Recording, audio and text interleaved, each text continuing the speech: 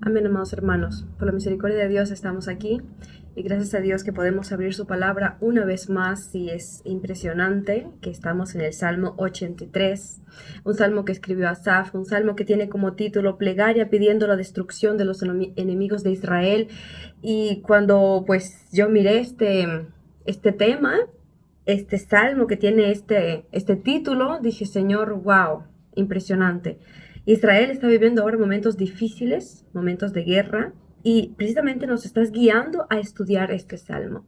No hay coincidencia. Dios sabe todas las cosas y hoy nos permite abrir este salmo para que podamos entender cómo orar por el pueblo de Israel, cómo orar por estas almas que lamentablemente están en situaciones difíciles. Amén.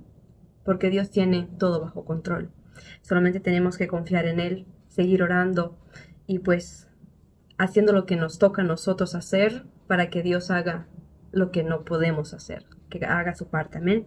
Pero vamos entonces a orar para empezar el estudio de este hermoso salmo, amén. Señor Jesús, te damos las gracias por la gran oportunidad y el privilegio que nos das para abrir tu palabra, Señor, escudriñar lo que has dejado escrito, Jesús, desde hace muchos años atrás, Jesús. Es impresionante cómo tu palabra es viva hasta el día de hoy, Jesús, cómo todas esas profecías, Señor, se están cumpliendo, Jesús. Y la verdad estamos en medio, Señor, de los últimos días de la historia. Y queremos, Jesús, que tú hables a nuestros corazones, que nos enseñes a orar conforme a tu voluntad. Te damos las gracias por todo, Señor, y te pedimos tu bendición y tu gracia para este momento. Amén.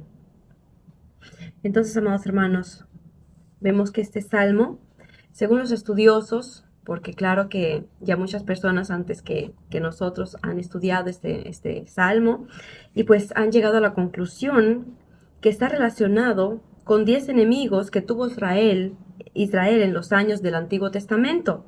Mas sabemos que hasta el día de hoy Israel tiene muchos enemigos que quieren exterminar a Israel lamentablemente, que quieren quitar el nombre de Israel del mapa mundial, cosa que claro que nunca el Señor lo permitirá porque el guardián de Israel no duerme. Amén. Pero vemos estos enemigos que se levantan hasta el día de hoy.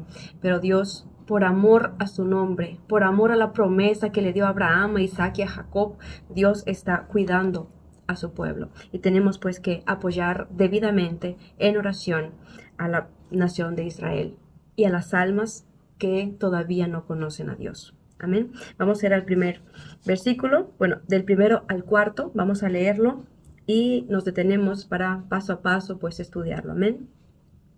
Oh Dios, no guardes silencio, no calles, oh Dios, ni te estés quieto, porque aquí que rugen tus enemigos y los que te aborrecen alzan cabeza. Contra tu pueblo han consultado astuta y secretamente y han entrado en consejo contra tus protegidos. Han dicho, venid, destruyámoslo, porque no son, para que no sean nación y no haya más memoria del nombre de Israel. Ciertamente, no solamente en el Antiguo Testamento y en toda la lucha que ha tenido el pueblo de Israel con todos sus enemigos, esto sigue hasta el día de hoy. Vemos aquí la petición a Dios de que actúe contra los que se han empeñado a destruir a Israel. Dice el salmista, no guardes silencio. El silencio de parte de Dios muchas veces lo podemos interpretar como que Dios está enojado, como si fuera el enojo de Dios, la ira de Dios contra alguien. Como un padre, cuando quiere castigar a su hijo o a su hija que hizo algo malo, guarda silencio y personalmente creo que es uno de los castigos más horribles que uno puede llevar cuando tu padre o tu madre se guardan silencio y no quieren hablar contigo hasta el momento en pues que tú te arrepientas y vengas a ellos, le pidas perdón y pues nuevamente, ¿no? Todo sigue normal. Cuando Dios calla, la tierra se desespera. Los hijos de Dios se desesperan. Por eso el salmista dice, Dios mío, no calles. Cuenta la historia que por 400 años Dios guardó silencio. Estos fueron los años entre el Antiguo Testamento y el Nuevo Testamento, imagínense, 400 años, no había palabra de Dios ni por parte de los profetas, ni por señales, ni por sueños. Eso eran tiempos, como decir, bien tristes para el pueblo de Israel. Tal vez Asaf no vivió ese tiempo, porque Asaf vivía en los tiempos de David, ¿se acuerdan? En los tiempos de Salomón, pero no más. Y pues David era un gran profeta para el pueblo de Israel. Todos sus salmos, todos sus cánticos, todo eso era la profecía. Cuántas cosas de justicia pues hablaba David a su pueblo. Por eso ellos no vivieron el silencio de Dios. Mas proféticamente ya el salmista había dicho al pueblo de Israel que Dios estaría callado por muchos años. Y ahora le pide, Señor, no calles. Meyer, un estudioso, dice, a veces es muy difícil seguir viviendo día a día sin una palabra de autoridad. Y somos propensos a reprender a Dios por el silencio, porque se queda quieto, porque se calla. Pero Dios no ha guardado silencio. La palabra se manifestó. En Él se rompió el silencio de la eternidad. ¿Quién es la palabra de Dios? ¿Quién es el verbo de Dios? Jesucristo. Jesús vino como el verbo de Dios y nunca más Dios guardó silencio, pues nos habla a través del Hijo. Amén. Vamos a ir a Juan 1:14 que dice lo siguiente, y aquel verbo fue hecho carne para que nunca más, como si escucháramos el silencio de Dios. El verbo de Dios, el Hijo de Dios, la palabra de Dios se hizo carne y habitó entre nosotros, y vimos su gloria, gloria como del unigénito del Padre, lleno de gracia y de verdad. O sea, nosotros vemos que el Señor no calla, y menos ahora que envió al Espíritu Santo para que nos recuerde constantemente la palabra de Dios. Ven cómo Dios escuchó el clamor de Asaf, y respondió no solamente a Asaf, al salmista, a la nación de Israel, sino también que nos está respondiendo a nosotros, nos está hablando a nosotros para que nosotros no suframos el silencio de Dios. Dios es digno por eso de alabanza y de toda honra. El Señor de antemano dijo que la oración del salmista sería respondido. En Isaías 42:14 dice el Señor, desde el siglo he callado, he guardado silencio y me he detenido. Daré voces. Es como decir, ahora viene el punto, daré voces, como la que está de parto. Asolaré y devoraré juntamente. Vendrá el día, y ya se está acercando, que Dios dará su voz bien fuerte, como dice, como la mujer que está en parto, o sea, cuando grita bien fuerte, dice, y asolaré y devoraré juntamente. Es como que Dios le está diciendo a Asaf y a los que claman con el clamor que clamaba Asaf, yo guardé silencio, pero yo voy a gritar, voy a asolar y voy a devorar a todos esos enemigos. Amén.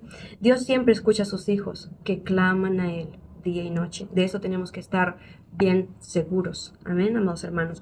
Asaf clamaba que Dios actúe y daba las razones. Vemos aquí que Asaf dijo, Señor, no guardes silencio, no calles, ni te estés quieto. No te estés quieto. O sea, Él le está pidiendo, Dios mío, actúa a favor de tu pueblo.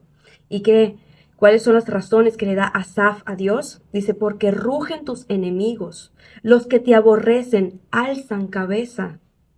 Consultan contra el pueblo de Dios astuta y secretamente. Es lo que hicieron 3 días atrás. Astutamente, secretamente se levantaron contra Israel. Entran en consejo contra tus protegidos y dicen, en el versículo 4, venid y destruyámoslos para que no sean nación y no haya más memoria del nombre de Israel. Esto es lo que están maquinando, esto es lo que quiere el diablo y todos sus súbditos, pero esto nunca sucederá. Amén. Es literal lo que quieren lamentablemente, esos árabes que no tienen temor de Dios, que no conocen al Dios de Israel, que son radicales, lamentablemente, en su forma de creencia. Dice que Israel no sea nación. Vamos a ver unos datos interesantes de la historia. No hay otra nación tan perseguida como Israel, ¿cierto? En toda la historia de la humanidad, más perseguida que Israel, no hubo nación. Y uno se pregunta, ¿por qué?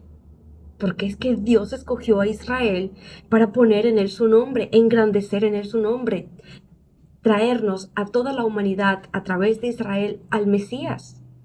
Por eso es que el diablo aborrece tanto a Israel, porque es el escogido de Dios, porque es hijo de Isaac, es hijo de Abraham, el amigo de Dios. Amén. Otro dato interesante.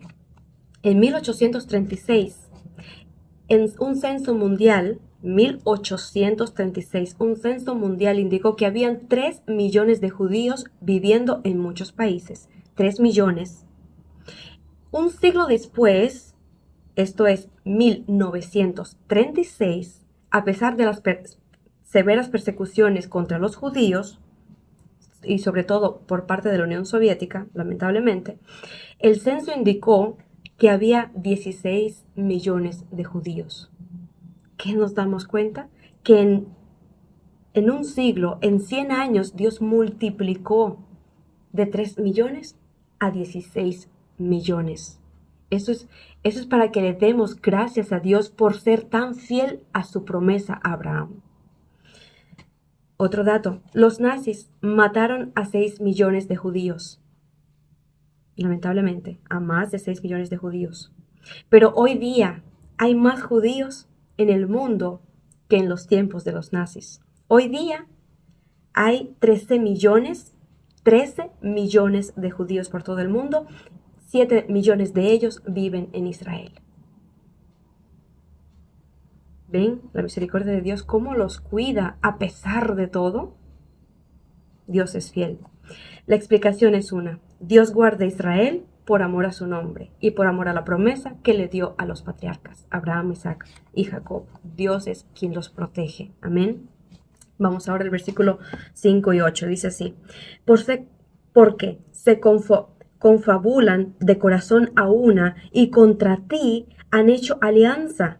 Las tiendas de los edomitas y de los ismaelitas, Moab y los agarenos, Gebal, Amón, Amalek, los filisteos y los habitantes de Tiro, porque el asirio se ha juntado con ellos y sirven de brazo a los hijos de Lot, Selah.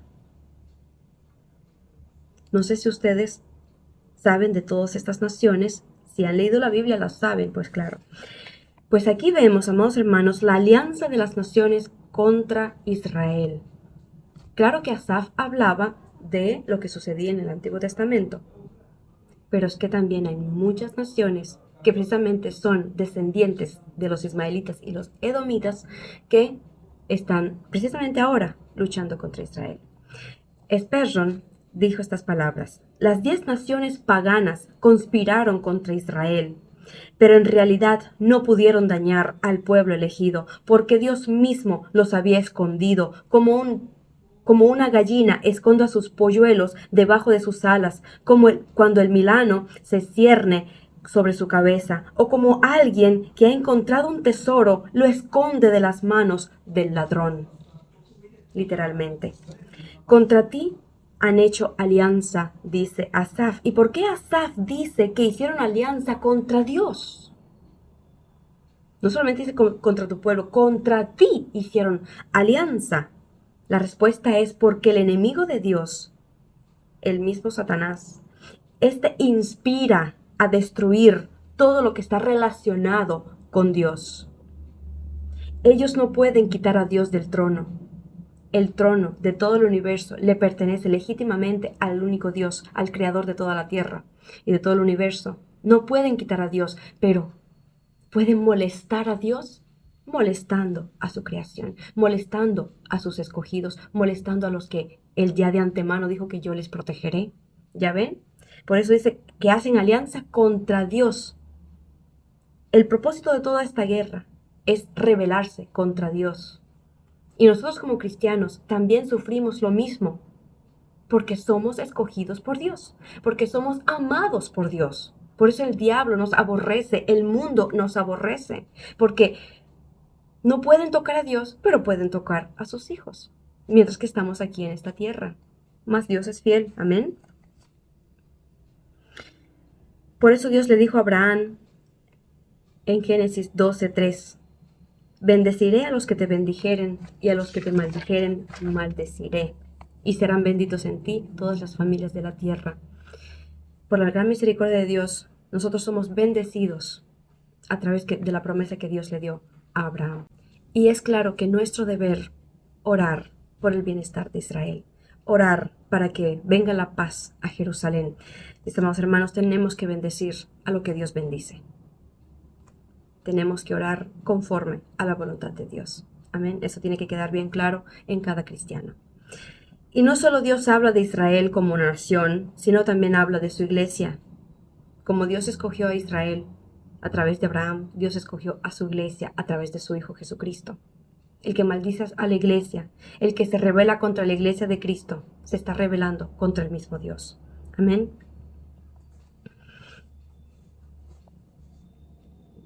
Las tiendas de los edomitas y de los ismaelitas, dice aquí el salmista. Bueno, Edom, para quien no sabe, es Esaú.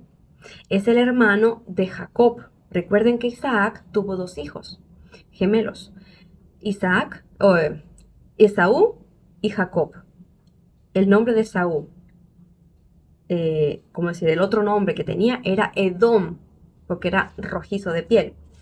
Es Edom. Que ustedes recuerdan, según la historia, que Esaú se puso furioso y quería matar a Jacob porque Jacob cogió la primogenitura y obtuvo la bendición de parte de su padre. Eso era plan de Dios, porque el corazón de Esaú no era conforme al de Dios, más el corazón de Jacob, de Israel, sí era conforme al corazón de Dios. Dios fue el que lo guió, Dios fue el que lo bendijo, más Esaú desde aquel entonces dijo, mataré a mi hermano.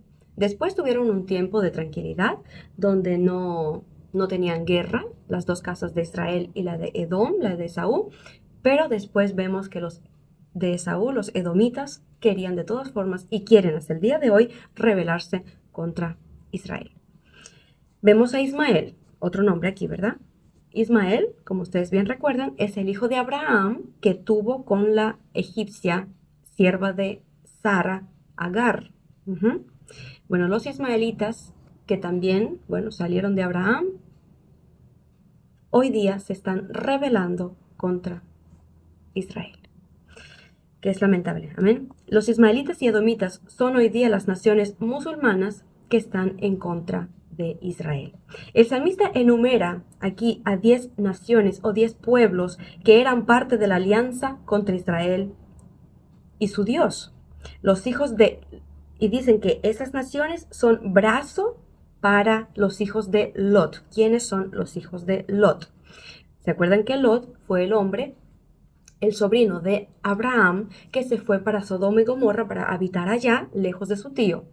Él tenía 2 hijas, que cuando los ángeles los sacaron de Sodoma y Gomorra para ponerlos a salvos por oración de Abraham, ellas pensaron que no había más hombres en la tierra y pues entraron a su padre y tuvieron de su mismo padre hijos. Uno se llamaba Moab y el otro se llamaba Amón. Lamentablemente, los descendientes de estas 2 hijas de Lot no amaban a Dios y no amaban al pueblo de Israel. Y pues también estaban en la cabecilla de todas esas guerras que constantemente había contra Israel. Ellos lideraban los ataques. Y las 8 naciones que están aquí pronunciadas les servían de brazo, o sea, le apoyaban en todo. Lamentablemente, la historia es actual hasta el día de hoy. Hay una ilustración en el mapa mundial que no hace mucho vi, y seguramente ustedes también lo vieron, donde está la tierra árabe, los países árabes que están en contra de Israel están en color verde. Y vemos en medio el pedacito, como decir, de tierra que Dios le dio a Israel de rojo. Y irónicamente, ¿no? Pues dicen que los árabes se quejan de que Israel ha ocupado su territorio. Es tan ilógico, porque teniendo ellos tantos territorios, kilómetros y kilómetros de tierra, están luchando contra un pequeñito país llamado Israel. ¿Cuál es el problema? ¿Acaso no tienen ustedes tierras? ¿Acaso no pueden compartir sus tierras con sus hermanos árabes? No, hay que ir contra Israel. Porque el diablo es el que aborrece a Israel, lamentablemente. Dios mismo escogió el lugar de morada de Israel. ¿Le guste a alguien o no le guste? Vamos a ir a Ezequiel 37:21, que dice Dios a través de este profeta. Y él dice, y les dirás, así ha dicho Jehová el Señor, he aquí, yo tomo a los hijos de Israel de entre las naciones a las cuales fueron, y los recogeré de todas partes, y los traeré a su tierra, y les haré una nación en la tierra, en los montes de Israel. Dios lo prometió, Dios lo cumplió. Dios recogió de todas las naciones a su pueblo y vemos que en el año 48 se hicieron nación nuevamente y hoy día es una nación poderosa. Es una nación muy rica, muy inteligente, porque Dios lo que promete, cumple. Amén, Dios es fiel. Por pequeña que sea la nación, ella es bendecida por Dios. Y todo el que se atreva a destruirlos tendrán sus consecuencias. Amén. Que esto quede claro. Versículos 9 al 12. Dice así. Hazles como a Madián, como a Sísara, como el Jabim en el arroyo de Sisón, que perecieren en Endor, fueron hechos como estiércol para la tierra. Pon a sus capitanes como a Oreb y a Zeeb, como a Seba y Salmuna, y a todos sus príncipes, que han dicho, heredemos para nosotros las moradas de Dios. Vamos a detenernos aquí porque es necesario recordar quiénes son estas personas y por qué Asaf dice, haz como le hiciste a ellos. ¿Qué Dios hizo a estas personas? Bueno, vamos a ver que aquí es un clamor por venganza, que Dios concede la victoria y la liberación como en los días antiguos. Y Dios va a conceder la liberación. Aunque todavía Israel va a pasar por una gran tribulación, sabemos el fin será glorioso porque el mismo Señor vendrá a luchar por su pueblo. Pero ¿qué vemos aquí? Que Asaf pide que Dios haga lo que hizo antes. Como a Madián. ¿Quién era Madián? ¿Qué sucedió con los madianitas? En los días de Gedeón, pueden leer en Jueces 6, del capítulo 6 al capítulo 8, cómo Dios levantó a Gedeón para que destruyera a los madianitas. Y aquí Asaf, recordando esa historia, dice, Señor, hazle como a los de Madián. Dice, como a Sísara. Sísara, quien fue un capitán de los enemigos de Dios, y en los días de Débora, la profetisa Débora, la jueza de Israel en aquel entonces, y Dios levantó a Barak. Eso está en Jueces 4, lo pueden leer después detenidamente. Dios le dio la victoria contra Sísara. Vemos aquí a Jabim. Jabim era el rey cananeo y el capitán precisamente del ejército de esos cananeos era Sísara. Y Dios entregó tanto a Sísara como a Jabim en las manos de Israel. También en Jueces 4 lo pueden leer detenidamente. Dice, pon a sus capitanes como a Oreb y Zeeb. ¿Y quiénes ellos eran? Vamos a ir a Jueces 7. Aquí sí quiero que abramos. Jueces 7:25. Dice así. Y tomaron a dos príncipes de los madianitas, Oreb y Zeeb. ¿Ven? ¿A quién se estaba refiriendo Asaf? Y mataron a Oreb en la peña de Oreb. Y a Zeeb lo mataron en el lugar de Zeeb. Después que siguieron a los madianitas, trajeron las cabezas de Oreb y Zeeb y a Gedeón al otro lado del Jordán. Vemos que esos eran los príncipes madianitas que se le habían levantado contra Israel y Dios levantó a Gedeón para darles la victoria. Y también se pronuncia aquí dos nombres, dice, hazle como a Seba y Salmuna.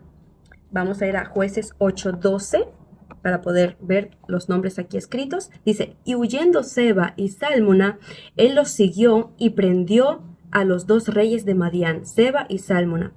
y llenó de espanto a todo el ejército.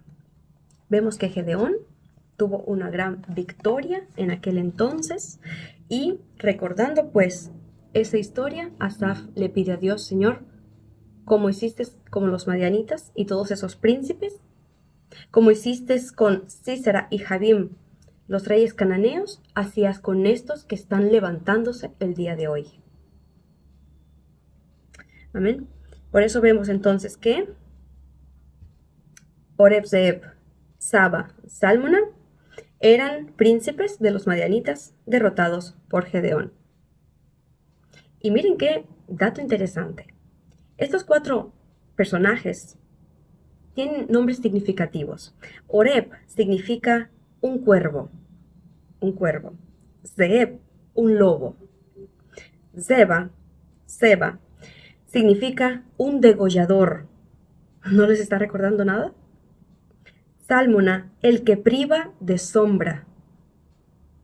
Qué bueno cuando hay sombra, cuando el sol está caluroso, ¿verdad? Y alguien pone un sombrillo o se pone debajo de un árbol. Bueno, este nombre, Sálmona, es el que priva de la sombra, o sea, el que quita la sombra, o sea, como para derrotarte, el que quita el refugio. Bueno, estos nombres son adecuados para los tiranos y perseguidores del pueblo de Israel, que como vemos, simbólicamente se han levantado el día de hoy. Por eso Asaf pide que estos enemigos tengan el mismo fin que aquellos 4 tiranos de la antigüedad. Y uno se preguntaría, ¿por qué tanta severa la sentencia? Tenemos que tener amor contra nuestros enemigos, y sí, amén. Pero cuando Dios quiere hacer justicia, Él la va a hacer. Y nosotros tenemos que orar conforme a la voluntad de Dios, y ya veremos en los siguientes versículos cuál es el propósito de esta oración. Dios va a destruir, queremos o no queremos, pensemos que es bueno o pensemos que es malo, a sus enemigos. Amén. ¿Por qué tanta severa la sentencia? Porque ellos dijeron: heredaremos para nosotros las moradas de Dios. Nadie puede poner la mano en lo que Dios dijo que no lo pusieran. Lo que le pertenece a Dios no le pertenece a nadie más. Por eso es que ellos recibirán la sentencia justa de parte de Dios. Vamos ahora al versículo 13 y 15. Dios mío, ponlos como torbellinos, como hojarascas delante del viento, como fuego que quema el monte, como llama que abraza el bosque. Persíguelos así con tu tempestad, atérralos con tu torbellino, llena sus rostros de vergüenza y busquen tu nombre, oh Jehová. Vamos a detenernos aquí. Dice, en otras palabras, llévalos a la destrucción. Es lo que está pidiendo Asaf. El salmista ora para que Dios no solamente derrote a sus enemigos, a los enemigos de Israel, sino que también los persiga y los asuste con su gran poder. En el Salmo 10 también encontramos esta plegaria, esta oración pidiendo la destrucción de los malvados. En Salmo 10:15 dice así: quebranta tú el brazo del inicuo y persigue la maldad del malo hasta que no halles ninguna. Así oraban los salmistas, no porque ellos aborrecían a los enemigos, sino porque amaban a Dios, amaban a su pueblo. Persíguelos, dice pues el salmista. Pero ¿cuál es el propósito? Que ellos reconozcan a Dios. Vamos a leer nuevamente el versículo 16 hasta ya el último versículo 18. Dice así: llena sus rostros de vergüenza y busquen tu nombre, oh Jehová. Sean afrentados y turbados para siempre, sean deshonrados y perezcan, y conozcan que tu nombre es Jehová, tú solo Altísimo sobre toda la tierra. Este es el propósito de una oración conforme al corazón de Dios. Que sean humillados, destruidos, que sean aplastados para que reconozcan quién es el Dios verdadero. Amén. y yo estoy segura que Asaf no lo pedía con ira y no lo pedía por venganza, lo pedía para que ellos tuvieran la oportunidad de creer en el Dios único y verdadero, en el Dios de Israel. Así tenemos que orar nosotros. Señor, aplasta a esos enemigos para que ellos puedan, en medio de su angustia, clamar al único Dios. Vemos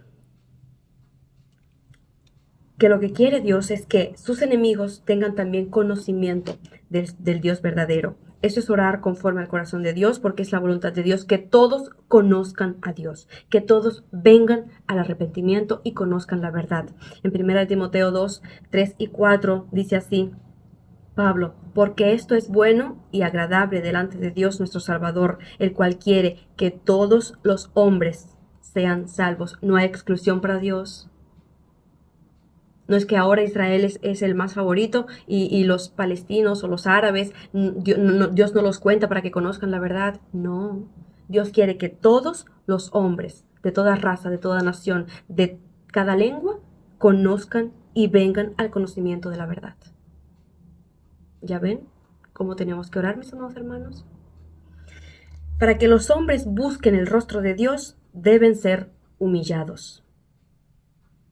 Ellos en su altivez, en su soberbia, están hablando, nosotros vamos a tomar ese pueblo, nosotros vamos a exterminar ese pueblo, pero Dios los va a humillar.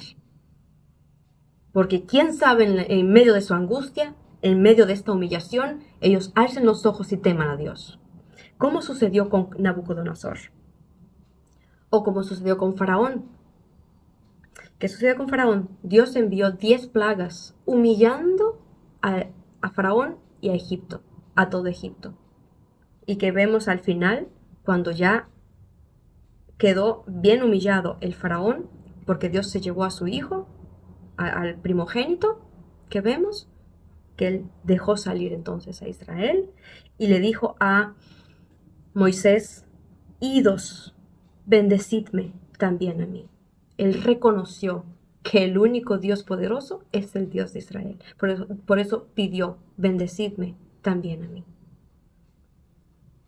Después nuevamente se enfureció su corazón, fue tras los israelitas y ¿qué vemos? Dios nuevamente mostró su poder y su gloria, lo humilló hasta lo máximo porque se quedó sin ejército, porque se quedaron todos en el mar muerto, en el mar negro, rojo, perdón. Y pues no se habla que él fue lo que pensó Faraón, pero yo estoy segura que él dijo, el Dios de Israel es el más poderoso. Estoy segurísima que en su corazón él tenía esa conciencia, él tenía estas palabras. Vemos a Nabucodonosor, ya lo he dicho ahora, que fue humillado por 7 años, ¿se acuerdan? Por la soberbia que él tuvo en su corazón, pensando que él había construido todas esas cosas, que gracias a él, como decir, él tenía una grande nación, cuando es Dios quien da el poder y la gloria a los hijos de los hombres.